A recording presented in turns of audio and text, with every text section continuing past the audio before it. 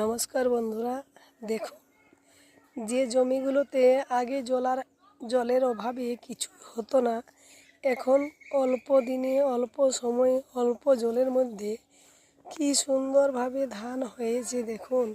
আর ফলনও অতিরিক্ত,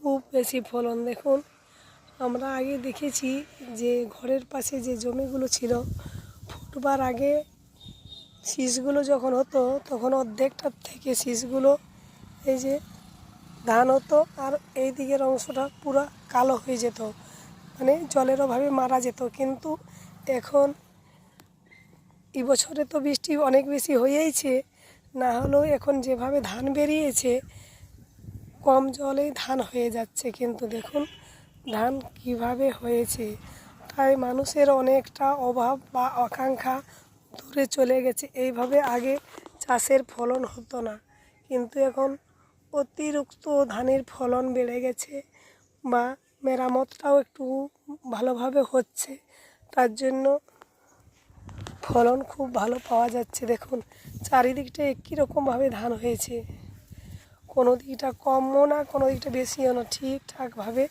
ধান হয়ে গেছে। ধান তো প্রায়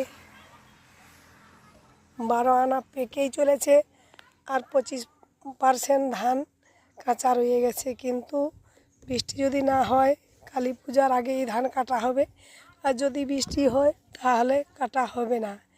কিন্তু কথাটা যদি শুনতে আমার খারাপ লাগছে, কিছু করার নেই, আবহাওয়ার কারণে গলাটা একদম বসে গেছে।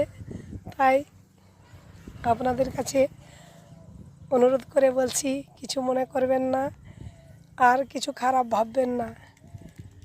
মানুষের শারীরিক অবস্থা কখন কেমন থাকে কেউ বলতে পারে না। নমস্কার বন্ধুরা, এই পর্যন্তই। দেখুন এইভাবে ধান চাষ যদি করা হয়, যে জমিগুলোতে কিছুই চাষ হতো না সেগুলোই কিভাবে ধান হয়েছে। নমস্কার, এখন এই পর্যন্তই।